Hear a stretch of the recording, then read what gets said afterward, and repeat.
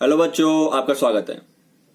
आज हम देखते हैं एक सिस्टम ऑफ यूनिट को दूसरे में कैसे कन्वर्ट करते हैं, और ये टॉपिक बहुत ही ज़्यादा इम्पोर्टेंट है।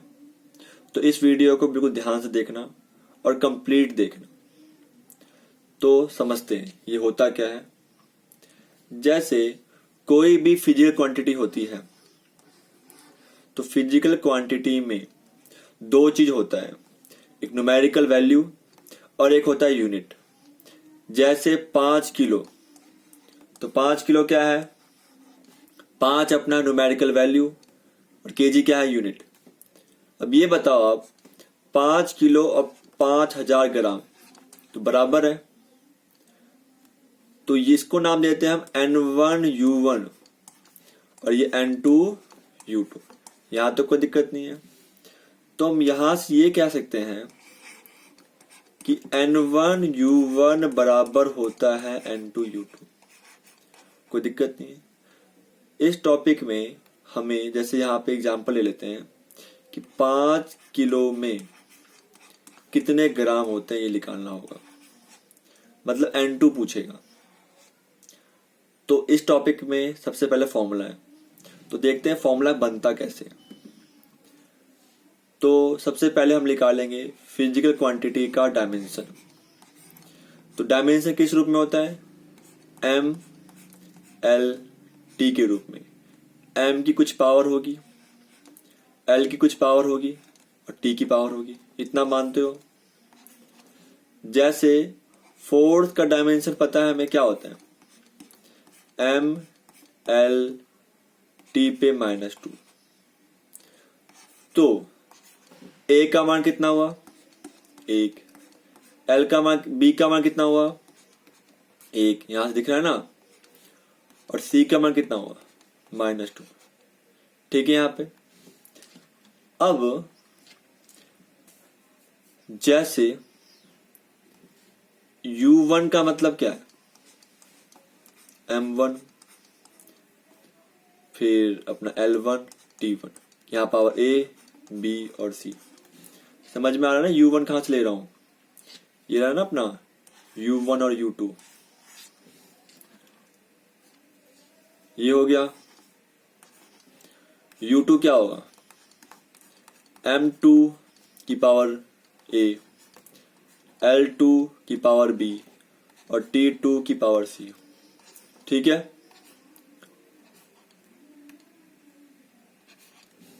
और होता क्या है? N1U1 बराबर N2U2। हमें N2 निकालना है। ये गुने में तो कहाँ जाएगा? भाग में। तो N2 बराबर क्या होगा? N1U1 अपॉन में U2। इतना मानते हो? तो N2 निकालना है, N1 नहीं पता। U1 का मतलब क्या है? M1 की पावर A, L1 की पावर B और T1 की पावर C। ठीक है यहां तक।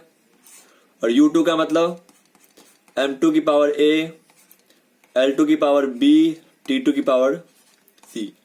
तो यहां पे दिख रहा है A कॉमन आ रहा है, B कॉमन आ रहा है, C कॉमन आ रहा है।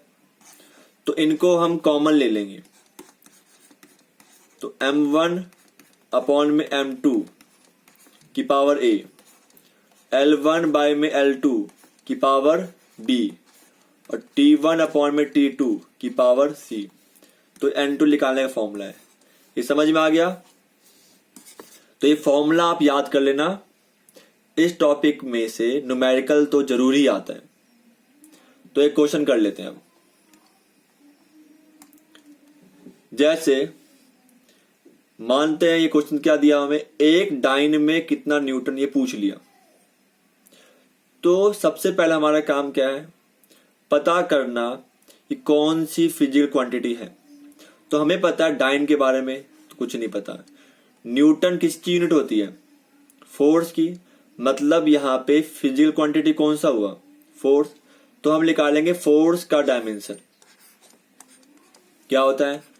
MLT पे -2। M की पावर 1, L की पावर 1, T की पावर -2। तो A का मान 1 हुआ, B का मान 1 हुआ और C का मान कितना हुआ -2। यहां पे कोई दिक्कत नहीं है।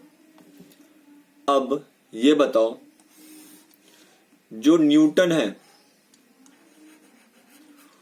वो आता है SI सिस्टम, SI मतलब MKS में, और डाइन किस में आता है CGS में। तो हमसे क्या पूछा है कि एक डाइन में कितने न्यूटन होते हैं। तो N1 कितना दे दिया हमें, एक। N2 पूछ लिया, ठीक है यहाँ पे। और फिर क्या आएगा M1 L1 T1। M1 अपना CGS मतलब मास किस में होगा, ग्राम में। L का मतलब लेंथ, लेंथ किस में होगा, सेंटीमीटर में। T का मतलब टाइम, टाइम किस में होगा, सेकंड में। और यहां पे भी क्या होगा, M2 L2 और T2।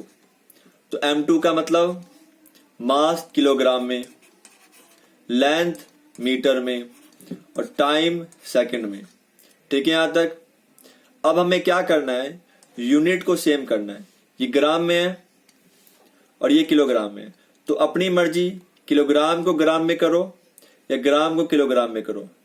तो किलोग्राम को ग्राम में करना आसान है कि हमें पता है 1 किलोग्राम में कितना होता है 1000 ग्राम। 1 मीटर में कितना होता है 100 सेंटीमीटर। तो ये तो बराबर है। निकालना क्या है M2। तो फॉर्मूला क्या होता है, N2 बराबर N1, M1 अपॉन में M2 की पावर A, L1 अपॉन में L2 की पावर B, और अपना क्या हो गया T1 बाय में T2 की पावर C। यहां तो कोई दिक्कत नहीं है। अब क्या करना है, सबकी वैल्यू पुट कर देना है। N1 कितना था, देखो यहां पे 1 दिया हुआ है,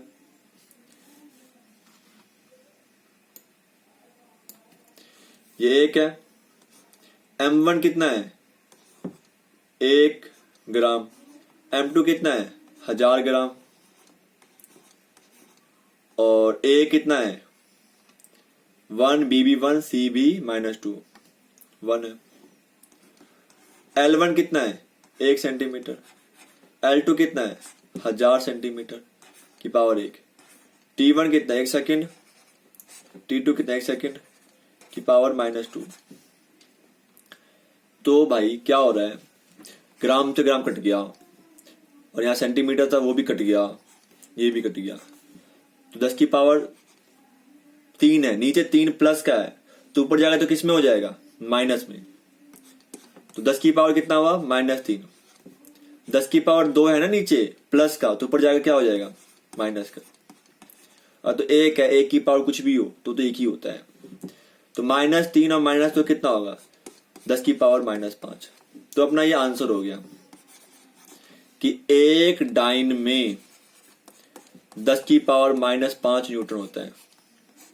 और ये टॉपिक बहुत ही ज्यादा इंपॉर्टेंट है। इस चैप्टर में से 2 टॉपिक है, एक टॉपिक ये है और एक अगली क्लास में करवाऊंगा। उनमें से कोई एक जरूर पेपर में आता है। तो इस टॉपिक पे क्वेश्चन की प्रैक्टिस करना। आज की क्लास में इतना ही, मिलते हैं नेक्स्ट क्लास में। Thank you so much.